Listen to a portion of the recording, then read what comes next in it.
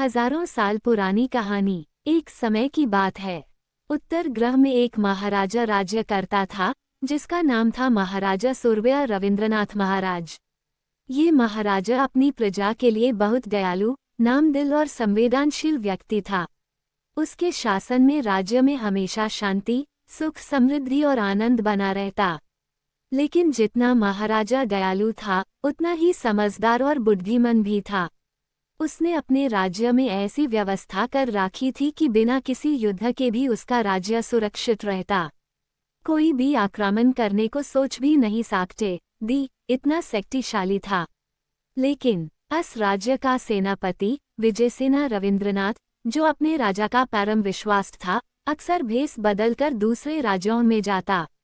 हर राज्य में जाने पर उससे यही महसूस होता कि उनका अपना राज्य सबसे बेहतर है। यहाँ ना कभी गरीबी का प्रभाव था, ना अकाल का संकट और ना ही किसी प्रकार की दुर्दशा। ये देखकर विजयसेना के चेहरे पर गर्व और सुकून की मुस्कान आ जाती। एक दिन जब विजयसेना एक भोजन कार्यालय में बैठा था, तभी उसके सामने की टेबल खाली थी। थोड़ी देर बाद एक आदमी वहां आकर बैठ गया। वो लगभग 35 साल का था। उसका सीना चौड़ा था, मुख सूर्य मंडल की तरह चमक रहा था और देखने में वो शक्तिशाली योद्धा लग रहा था। ऐसा लगता था जैसे किसी शक्तिशाली राज्य का सेनापति हो। उसका नाम था रामवीर। लेकिन अब ये रामवीर सिर्फ एक साधारण योद्धा नहीं रहा, रामवीर अब महाराजा बन चुका था। रामवीर ने साधारण कपड़े पहनकर भेष बदल लिया था और अपने ही राज्य में घूमते हुए अपने प्रजा के हालचाल जान आया था। विजयसेना और रामवीर के बीच जल्दी ही बातचीत शुरू हो गई। दोनों में अच्छी दोस्ती हो गई। रामवीर, मुझे आपसे मिलकर बहुत खुशी हुई। आप जैसे इंसान से पहले कभी मेरी ऐसी गहरी दोस्ती नहीं हुई। विजयसेना, मुझे भी दोस्त, आप भी जैसे किसी अमीर धनवान शक्तिशाली लगते हो। रामवीर मुस्कुराते हुए, दोस्त, मैं तुम्हें एक राज की बात बताना चाहता हूँ। मैं सिर्फ एक साधारण योद्धा नहीं हूँ, मैं इस ग्रह का महाराजा हूँ। विजयसेना आश्चर्य से, सच में? तो आप ये राज्य के महाराजा हैं? रामवीर, अभी के लिए हाँ दोस्त, लेकिन पहले नहीं था। विजयसेना, तो आपके पिताश्री पहले महाराजा थे? रामवीर थोड़ा भरी आवाज में, नहीं, मैं पहले सेनापति था। रातों रात महाराजा गायब हो गया और तब से मैं हाई राजा हूँ। लेकिन ये राज सिर्फ मुझे पता है क्योंकि मैंने हाई महाराजा को गायब करवाया। विजयसेना गुस्से से, तुमने अपने ही राजा के साथ गद्दारी की। तुमने अपने फाड़, अपने राज्य और अपने प्रजा से धोखा किया। मैं ऐसे इंसान से दोस्ती नहीं रख सकता। इतना कहकर विजयसेना उठकर जाने लगता है। रामवीर जल्दी से पीछा करते हुए, सुनो दोस्त, मैं गद्दार नहीं हूँ। राज्य का असली महाराजा मेरे नानाजी थे। उनके पुत्र न होने के कारण उन्होंने किसी और को गोद लिया और वस राजा बनाया। मेरी माँ का एक सम्राट से विवाह करवा के अपने पास रखा और मैं सम्राट का पुत्र होते हुए किसी और के आदेश नहीं मान सकता था। इसलिए मैंने रातों रात महाराजा को गायब कर दिया। फिर राज्य के लोगों ने मुझे ही महाराजा बना दिया। रामवीर गहरे स्वर में, मैं आपको अपने महल में आने का आमंत्रण देता हूँ। क्या आप आएंगे? विजयसेना कठोर स्वर में, नहीं, मैं नहीं आऊँगा। रामवीर, एक बार तो आना चाहिए। कल मैं खुद आपको लेने आऊँगा। अगले दिन रामवीर अपने वादे के अनुसार विजयसेना को लेने आया। विजयसेना के पास कोई दूसरा रास्ता नहीं था, तो वो रामवीर के साथ महल में चला गया। वहां रामवीर फिर से अपने राजसी वस्त्र में सजकर सिंहासन पर बैठ गया और विजयसेना को भी शाही भूषणों से अलंकृत कर दिया। दरबार में जाते ही सभी लोगों ने रामवीर को प्रणाम किया और फूलों से उसका स्वागत किया। रात में भोजन के बाद रामवीर ने विजयसेना को मेहमान कक्ष में रखकर अपने कक्ष में विश्राम किया। सुबह होने पर रामवीर विजयसेना को वापस उसी जगह ल आया और विदा ल लिया। विजयसेना के मन में कुछ अजीब सी घटनाएं चल रही थी, क्योंकि विजयसेना असली महाराजा की पहली संतान का पुत्र था, जबकि रामवीर दूसरी संतान का वंशज था। असल में विजयसेना को हाई महाराजा बनना चाहिए था, लेकिन द्वितीय पुत्र का वंशज सिंहासन पर बैठ गया था। दोस्तों, अब क्या करेगा विजयसेना? विजयसेना को राजा का हक क्यों नहीं मिला? क्या वो सच जान पाएगा? क्या रामवीर का राज खुलेगा? ये सब जान के लिए बने रहिए और कहानी के अगले भाग का इंतजार करिएगा। विजयसेना अपने गृह में चला जाता है। वहाँ विजयसेना से कोई भी बात करने की कोशिश करता, पर वो किसी को भी जवाब नहीं देता। अपने कक्ष में जाकर अपनी गद्दी पे बैठकर पूरा उदास मन से विचार करने लगता है। भगवान, मुझे क्यों प्रथम पुत्रु का वारिस बनाया, जबकि महाराजा बनने का चिन्ह मुझे नहीं दिया? असल में जब धरती पर लोगों की संख्या अधिक बढ़ गई थी, तब सबको नियंत्रण में रखने के लिए भगवान ने स्वर्गदूत को धरती पे भेजा। भगवान ने कहा था कि जिसके सीने पे स्वर्गीय बिजली का चमकता हुआ चिन्ह होगा, उसका अभिषेक करके युज राजा बना देना। ये आज्ञा सुनकर स्वर्गदूत धरती पर आया और सभी इंसानों में दिव्य शक्ति तलाशने लगा, लेकिन किसी में भी ऐसी शक्ति का एहसास नहीं हुआ। तब स्वर्गदूत ने ध्यान लगाया और खोजन पर उससे एक बड़ी पहाड़ी के एक चट्टान पर एक आदमी सोया हुआ दिखाई दिया। इस आदमी में कोई इंसानी गतिविधि नहीं थी, लेकिन उसके सीने पे स्वर्गीय बिजली का चिन्ह चमक रहा था। तुरंत हाय स्वर्गदूत वहां से इस आदमी के पास पहुंच गया। स्वर्गदूत, हे मानव, उठ, मैं तुमसे कुछ बात करने और कुछ देने आया हूँ। वो आदमी उठ गया। देखने में वो बहुत खुनकर और बबर शेर की तरह लग रहा था। स्वर्गदूत ने उसका अभिषेक किया और भगवान के आशीर्वाद से पंचमुखी मुकुट की बनी हुई एक अंगूठी उसके हाथ में पहना दी। अंगूठी पहन इस आदमी के सीने का चमकता हुआ चिन्ह धीरे धीरे शांत हो गया और वो पूरी तरह से एक साधारण इंसान बन गया। स्वर्गदूत, सुनो मानव, ये जो तुम्हारे सीने पर चिन्ह है, ये अब से तुम्हारी हर पीढ़ी में सिर्फ एक व्यक्ति को मिलेगा। जब वो व्यक्ति बड़ा हो जाए तो उसका अभिषेक करके राजा बना देना और यही अंगूठी अपने हाथों से इस व्यक्ति को पहना देना। लेकिन अगर कभी ऐसा हो कि जिसके पास ये चिन्ह हो, उसका अभिषेक ना हुआ हो या उसने अंगूठी ना पहनी हो, तो ये बुरी संकेत होगा। इस चिन्ह की शक्तियां संभलना नामुमकिन हो जाएगा और इसका भयंकर परिणाम भुगतना होगा। इतना कहकर स्वर्गदूत इंसान के रूप में इस मानव के साथ लोगों के सामने आता है और ऐलान करता है, आज से ये मानव पूरी पृथ्वी का राजा है। आप सभी को इनका आदर करना होगा और इनके आदेश का पालन करना होगा। वो मानव अब राजा बनकर शासन करने लगा और स्वर्गदूत वापस स्वर्ग में लौट गया। 40 पीढ़ियां गुजर गई। 41वीं पीढ़ी में कुमार विजयसेना प्रथम पुत्र का वारिस था और सूर्य रविंद्रनाथ दूसरे पुत्र का बेटा था। लेकिन स्वर्गीय बिजली का चिन्ह सूर्य रविंद्रनाथ के सीने पर था, इसलिए सूर्य का अभिषेक करके उससे वो अंगूठी पहना दी गई और महाराजा घोषित कर दिया गया। इसी वजह से विजयसेना को महाराजा नहीं बनाया गया, लेकिन विजयसेना भी अत्यंत शक्तिशाली था। ये सब सोच हुए विजयसेना के मन में गुस्सा भड़क उठता है। क्रोध से उसका मन मचलने लगता है। मुझे ही राजा बनना चाहिए।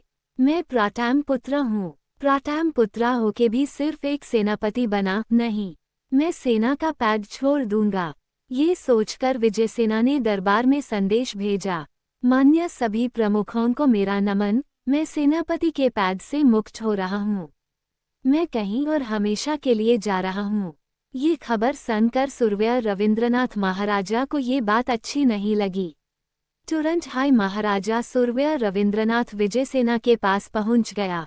दोस्तों, अब क्या होगा? क्या विजयसेना अपने हाई छोटे भाई सूर्य रविंद्रनाथ महाराजा को मार डालेगा, या वो सच में कहीं और चले जाएगा? आखिर सूर्य रविंद्रनाथ महाराजा क्या करेगा? है ना दिलचस्प कहानी। ये कहानी जान के लिए हमारे साथ बने रहिए और हाँ, चैनल को सब्सक्राइब करना ना भूलें। लाइक और कमेंट भी जरूर करिएगा। सूर्य विजयसेना का पास आके बोलता है, सूर्य भाई क्या हुआ है, अपने ऐसे संदेश क्यों भेजवाया? विजयसेना में तुम्हें क्यों बताओ, तुम मुझे छोटे हो, दोमी नहीं समझता कि कुछ बात तुम्हें भटाओ। सूर्य, हाँ भाई मैं आपका छोटा भाई हूँ, लेकिन मुझे पे कई जिम्मेदारियां है और आप इस पूरे ग्राह का सेनापति हैं। विजयसेना, सूर्य मुझे सेनापति बोलने की बिल्कुल प्रयास नहीं करो। फटरू में लिख दिया मैं अब सेनापति नहीं हूँ। सूर्य भाई अचानक ऐसे फैसला क्यों लिया? ओहो, आप मुझे बड़े हैं और मुझे कुछ नहीं बताओगे, लेकिन आप मुझे अकेला छोड़ के नहीं जा सकते हो भाई। विजयसेना, मुझे अकेले रहना है।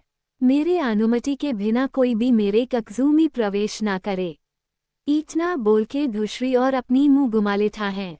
सुरव्या ये शब्द सुन के उदासी मैन से वहां से चला जाता है। विजयसेना अपने कक्ष में बैठा अपनी किस्मत पर विचार कर रहा था। उसके मन में एक ही सवाल बार बार गूंज रहा था, मैं प्रथम पुत्रा होकर भी महाराजा क्यों नहीं बन सका? क्या सच में सुरव्या ही सही वारिस है? उसके मन में गुस्सा, पीड़ा और असुरक्षा का तूफान मचा हुआ था। तभी एक सेवक ने उसके कक्ष के बाहर आके दस्तक दी। सेवक महोदय, एक अजनबी आपसे मिलना चाहते हैं। कह रहे हैं कि उनके पास आपके परिवार का एक बड़ा राज है। विजयसेना ने तुरंत अजनबी को अंदर बुलाया। वो एक वृद्ध बुढ़िया थी, जिसका चेहरा जुरी जुरी और आंखों में गहरा दुख था। उसने अंदर आते ही कहा, बुढ़िया, राजन, मैं तुम्हारे पिता के जमाने की दासी हूँ। तुम्हारे पिता की मौत के समय मैं वही थी। विजयसेना हैरान होकर, तुम क्या कहना चाहती हो? बुढ़िया, तुम्हारे पिता की मौत अक्सर रोग से हुई माना जाता है, लेकिन ये झूठ है। तुम्हारे पिता को जहर दिया गया था, और ये काम किसी और ने नहीं, तुम्हारे ही छोटे भाई सुरव्या के गुरु आचार्य देवकिंत ने किया था। विजयसेना आक्रोश से, क्या ये कैसे संभव है? बुढ़िया, आचार्य देवकिंत ने सुरव्या के साइन पे वो बिजली का चिन्ह बना दिया था जो स्वर्गदूत की पहचान का प्रतीक था। ये चिन्ह असली नहीं, एक घटिया माया के माध्यम से बनाया गया था। विजयसेना का गुस्सा अब एक आग में बदल चुका था। विजयसेना दुष्संकल्प के साथ, मुझे महाराजा बनना ही होगा और इसके लिए सुरव्या को हटाना होगा। अगली सुबह सुरव्या महाराजा अपने दरबार में सभी मंत्रियों के साथ बैठा था जब एक सैनिक ने संदेश दिया कि विजयसेना उनसे मिलने आए हैं। सुरव्या ने तुरंत उससे अंदर बुलाने का आदेश दिया। विजयसेना आते ही गुस्से में बोला, विजयसेना, सुरव्या, तुमने धोखा दिया है। तुम मेरे पिता का हत्यारा हो। दरबार में सन्नाटा छा गया। सुरव्या गुस्सा से, तुम क्या भूल रहे हो भाई? विजयसेना, तुम्हारे गुरु देवकिंत ने तुम्हारे सीने पे वो चिन्ह बनाया है जो नकली है, और यही चिन्ह तुम्हारी राजनीति का राज है। सुरव्या ने हैरान होकर कहा, सुरव्या, ये झूठ है। तुम्हारी नाराजगी में तुम मुझे घालात अजाम दे रहे हो। तभी एक रक्षक दौड़ता हुआ अंदर आया और घबराते हुए बोला, रक्षक, महाराजा, आचार्य देवकिंत राजमहल से भाग रहे हैं। ये सुनते ही सुरव्या और विजयसेना तुरंत अपनी सेना के साथ देवखांत के पीछे भागे। देवखांत को एक जंगल में पकड़ लिया गया। उसने सच्चाई कबूल कर ली। देवकिंत, हाँ, मैंने ही सुरव्या के साइन पे वो झूठा चिन्ह बनाया था, लेकिन ये मैंने अपनी मर्जी से नहीं किया, मुझे दूसरे राज्य के शत्रु महाराजा ने धमकी देकर मजबूर किया था। इतना भोल के जहर खाके मर जाता है। ये सुनते ही सुरव्या का मन दुख से भर गया। सुरव्या, तो इसका मतलब मैं ये राजगद्दी का हकदार कभी था ही नहीं। सुरव्या ने तुरंत अपनी अंगूठी उतरकर विजयसेना के हाथ में रख दी। सुरव्या, ये सिंहासन तेरा हक है भाई। लेकिन विजयसेना ने अंगूठी नहीं ली। विजयसेना, नहीं भाई, तुमने ये राज्य सही से चलाया है। राजा वो नहीं होता जी सिर्फ हाक मील, राजा वो होता है जो अपनी प्रजा का रखवाला हो।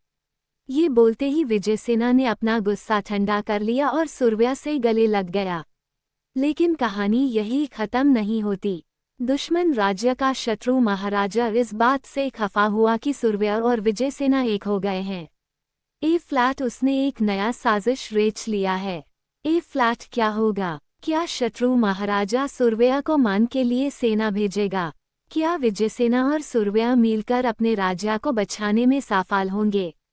क्या वो झूठा चिन्ह सुरव्या के शेयर पे कोई असर करेगा? क्या सच में वो चिन्ह झूठा है? जाने के लिए बने रहिए हमारे साथ। कहानी का अगला भाग। विजयसेना अपने कक्ष में उदासी भरी सोच में डूबा बैठा था। उसके मन में क्रोध था, शंका थी और अपने अधिकार छीन जाने का दुख भी। लेकिन वह अंदाजा नहीं था कि आने वाली रात उसकी जिंदगी का सबसे बड़ा मोड़ लाने वाली थी। रात का अंधेरा छा चुका था। महल के बाहर एक रहस्यात्मक शख्स काले कपड़ों में लपेटा हुआ, सुरक्षा के सिपाहियों से बचते हुए चुपके से महल में घुस रहा था। उसका नाम कालसन था, दुष्ट महाराजा भैरवनाथ का गुप्त योद्धा, जो सूर्य रविंद्रनाथ का राज चुराने आया था। कालसन सीधा सूर्य के राजकक्ष की ओर बढ़ने लगा, मगर रास्ते में उसकी नज़र विजयसेना के कक्ष पर पड़ी।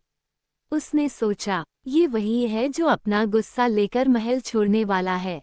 अगर इस सूर्य के खिलाफ भड़का दिया जाए तो अंदर का दुश्मन ही काम आएगा। कालसन ने अपना भेष बदल लिया और एक साधु का रूप धारण कर विजयसेना के कक्ष में जा पहुंचा। कालसन मीठा बोलते हुए कि वीर योद्धा, तुम्हारे चेहरे पर चिंता और उदासी क्यों है? विजयसेना थोड़ा गुस्से में, मुझे किसी की मदद नहीं चाहिए, मैं बस यहाँ से दूर चला जाऊंगा।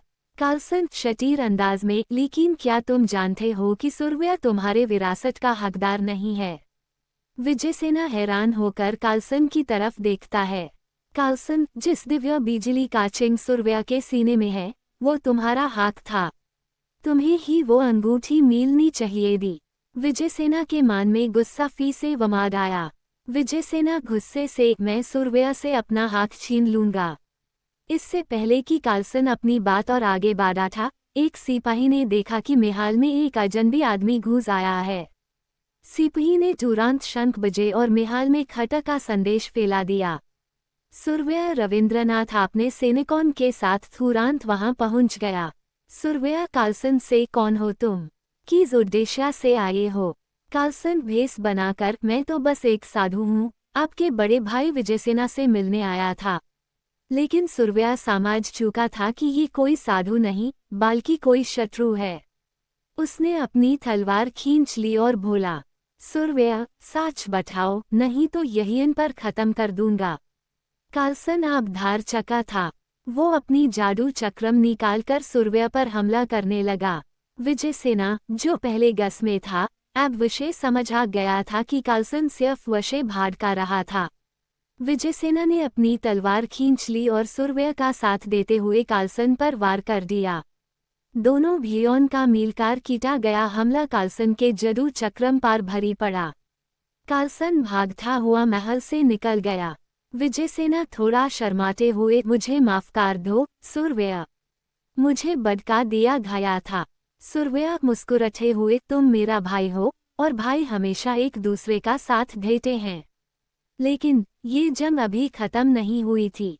दुश्मन राजा भैरवनाथ खुद अपनी सेना लेकर सूर्य के राज्य पर चढ़ाई करने वाला था। दोस्तों, अब क्या होगा? क्या सूर्य और विजयसेना मिलकर भैरवनाथ की साजिश को रोक पाएंगे? क्या दिव्य बिजली का चिन्ह और वो अंगूठी किसी नए राज का संकेत है? ये जान के लिए बने रहिए, कहानी जारी रहेगी। भैरवनाथ को जैसे ही पता चला कि उसका गुप्त योद्धा कालसन नाकाम हो चुका है, उसने गुस्से में अपने सैनिकों को तैयार करने का आदेश दिया। भैरवनाथ गुस्से से, अब मैं खुद युद्ध के मैदान में जाऊंगा। सूर्य रविंद्रनाथ और उसका भाई विजयसेना मेरे सामने टिक नहीं पाएंगे। रात के अंधेरे में भैरवनाथ ने अपने सैनिकों के साथ सूर्य के राज्य पर आक्रमण कर दिया। उनकी सेना बहुत बड़ी थी, तीरंदाज, तलवारबाज और शक्तिशाली राजसवार राज्य के दरवाजे तक पहुंच गए। महल के अंदर सेनापति विजयसेना और महाराजा सूर्य रविंद्रनाथ को खबर मिलते ही दोनों तुरंत अपने सैनिकों के साथ तैयार हो गए। सूर्य विजयसेना से, भैया, मुझे पता है कि तुम्हारा गुस्सा अब भी थोड़ा बाकी है, लेकिन ये वक्त अपनी नाराजगी भूलकर अपने राज्य को बचाने का है। विजयसेना संकोच भरी मुस्कान के साथ, मैं अपने भाई का साथ देने के लिए हमेशा तैयार हूँ।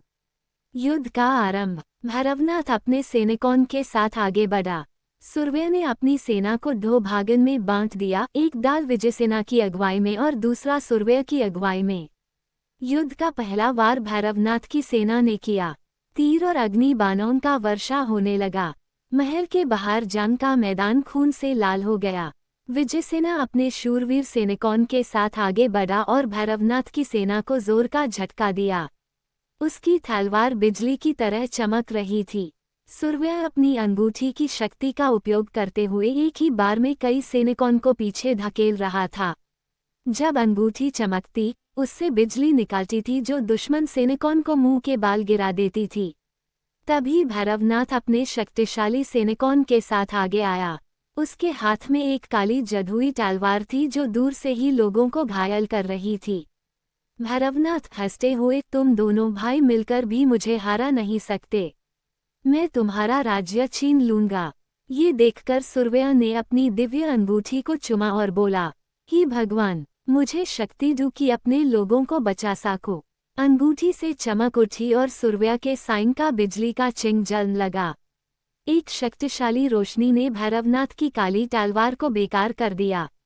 भैरवनाथ ने गुस्से में सूर्या पर वार कर दिया, लेकिन तभी विजयसेना ने अपनी तलवार से उसका वार रोक लिया। विजयसेना दहाड़कर, मेरा भाई को हाथ लगाने के पहले मुझे हराना होगा। दोनों भाई मिलकर भैरवनाथ से लड़ने लगे। सूर्या का बिजली का चिंग चमका और एक जोर की बिजली भैरवनाथ पर गिरी। भैरवनाथ जमीन पर गिर गया, उसकी काली तलवार चकनाचूर हो गई। भैरवनाथ कराहते हुए, मुझे माफ करो, मैं दोबारा कभी आपकी शांति भंग नहीं करूंगा। सूर्या ने उससे जिंदा छोड़ दिया, लेकिन अपने सैनिकों से कहा कि भैरवनाथ को जेल में डाल दिया जाए। युद्ध के बाद विजयसेना अपने भाई के पास आया और बोला, विजयसेना मुस्कुराते हुए, मुझे अब समझ आ गया कि हक सिर्फ खून से नहीं बल्कि कर्म से मिलता है। तुम सच में एक महान राजा हो सूर्या प्यार से, और तुम एक महान भाई हो जो अपने राज्य के लिए अपना गुस्सा भूल कर लड़े। राज्य में एक बार फिर शांति छा गई। प्रजा ने दोनों भाइयों का स्वागत किया और सूर्या और विजयसेना को एक साथ राजसिंहासन पर बैठ देखकर खुशी मनाई। ये कहानी हमें सिखाती है कि रिश्ते गस से नहीं, विश्वास और प्रेम से मजबूत होते हैं। युद्ध समाप्त होने के बाद सब अपने अपने घर जाते हैं। सूर्या अपनी कक्षों में घड़ी फी लेट के सब सोचने लगता है। जब भैरवनाथ ने अपनी विशाल सेना के साथ सूर्यास्त के समय आक्रमण किया, पूरा आकाश लालिमा से भर उठा। युद्ध का मैदान धूल, धुन और युद्ध के नगरन की आवाज से गूंज रहा था। भैरवनाथ की सेना में कुशल तीरंदाज, तलवारबाज और रथसवारों का बड़ा दल था। वहीं महाराज सूर्या रविंद्रनाथ और सेनापति विजयसेना ने अपनी सेना को योजनाबद्ध ढंग से तैयार किया था। भैरवनाथ के सेनापति ने सबसे पहले तीरंदाजन को आगे भेजा। हजारों तीरन ने आकाश को ढक दिया। हर दिशा में सिर्फ तीरन का अंधकार दिख रहा था। ढाल उठाओ, विजयसेना ने ऊंची आवाज में चिल्लाया। सूर्या के सैनिकों ने अपनी ढालें ऊपर कर ली, जिससे तीरन का हमला बेसर हो गया। लेकिन भैरवनाथ की चाल यहीं खत्म नहीं हुई। उसने अपने सैनिकों को तेल में भिगे अग्निबाण चलाने का आदेश दिया। आग के तीर छोड़ो, भैरवनाथ चिल्लाया। जलते हुए तीरन से कई सैनिक घायल हो गए और कुछ भागन में आग लग गई। युद्ध का द्वितीय चरण तलवारों का टकराव। ए फ्लैट दोनों सेनाओं के योद्धा आमने सामने आ गए।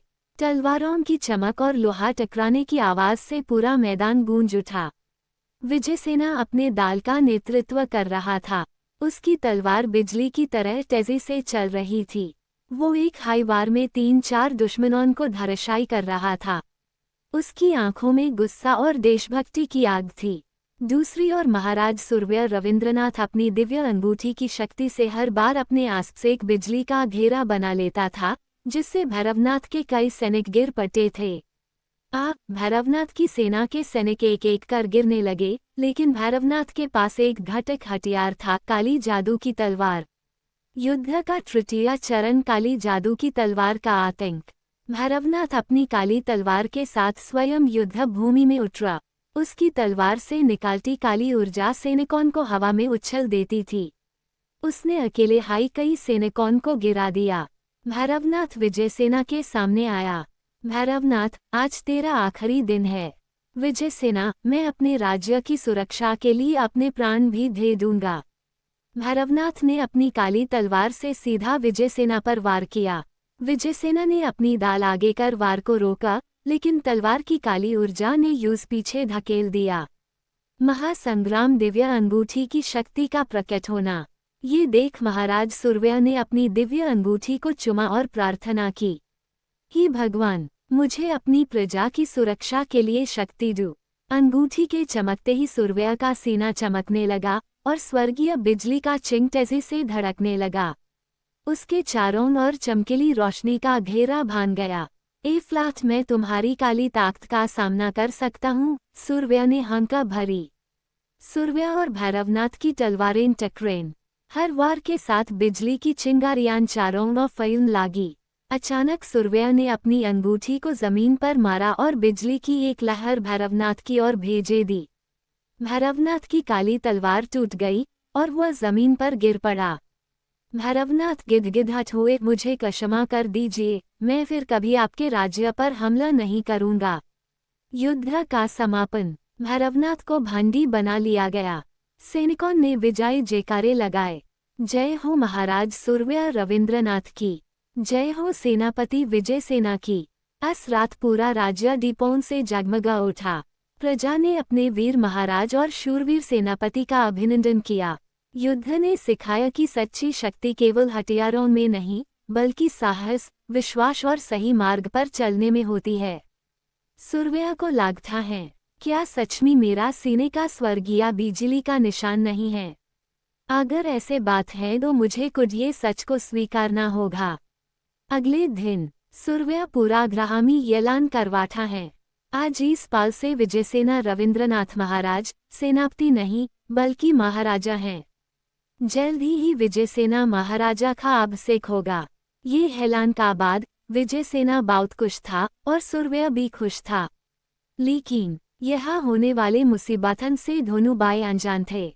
जब भैरवनाथ की सेना को हराकर व्यस से कैद कर लिया गया, तब महाराज सूर्या रविंद्रनाथ और सेनापति विजयसेना ने सोचा कि अब उनके राज्य में शांति व सुख का दौर सुरक्षित है।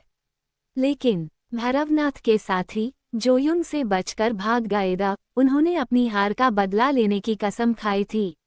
उनमें से एक था कल्पेश, जो भैरवनाथ का सबसे विश्वासपात्र तांत्रिक था। कल्पेश के पास एक शक्तिशाली अंधकार का मंत्र था, जिसे बोलकर वो किसी को भी अपने वश में कर सकता था। कल्पेश का चाल विजयसेना को फंसाना। कल्पेश ने ये सोचा कि अगर वो महाराज सूर्या को हराना चाहता है, तो उस पहले उनका सबसे विश्वसनीय साथी विजयसेना को अपने वश में करना होगा। कल्पेश ने अपने मंत्र का उपयोग किया और रात के अंधकार में एक ब्रह्म जादू का जाल बना दिया। इस जाल में जिस इंसान का मन थोड़ा भी गस से भरा होता, उसका मन वश में आ जाता। विजयसेना, जो पहले से अपनी पिता का हक छीनने जाने पर क्रोध में था, उसका मन कल्पेश के जादू का शिकार हो गया। अगले दिन विजयसेना का व्यवहार बिल्कुल बदल गया। वो अपने सैनिकों पर चिल्लाने लगा, अपने सेवकों को निरादाई बांधकर ढांढ देने लगा। महाराज सूर्या को ये सब देखकर चिंता होने लगी। उन्होंने सोचा, मेरा भाई पहले ऐसा कभी नहीं था, इसमें कुछ गड़बड़ है। महाराज सूर्या ने अपने गुप्तचर भेजे और जल्दी ही उन्हें पता चला कि कल्पेश ने जादू का उपयोग किया है। युद्ध का नया रुख भाई के सामने। भाई महाराज सूर्या ने विजयसेना से मिलकर उससे समझाना चाहा। महाराज सूर्या, भाई, मैं जानता हूँ कि तुम्हारे मन में गुस्सा है, लेकिन तुम गलत रास्ते पर जा रहे हो। विजयसेना, जादू के प्रभाव में नहीं, तुमने मुझे मेरा हक छीन कर सिर्फ अपने आप को राजा बनाया है। मैं तुमसे मेरा सिंहासन छीन लूंगा। ये बोलकर विजयसेना ने महाराज सूर्या को युद्ध की चुनौती दे दिया। युद्ध का नया मोर्चा। महाराज सूर्या ने समझा कि बिना लड़ाई के विजयसेना को वापस सही राह पर लाना मुश्किल है। ये युद्ध भाई के सामने भाई का था, जो नफरत के जाल में फंसा था और जो प्रेम और धर्म के रास्ते पर चल रहा था। क्या महाराज सूर्या अपने भाई को बचा पाएगा? क्या कल्पेश की जादू की शक्ति को तोड़ा जा सकता है? और सबसे बड़ी बात, क्या विजयसेना को अपनी असल सच्ची का पता चलेगा? आप सुनते रहिए। लाइक, कमेंट, सब्सक्राइब जरूर करिए।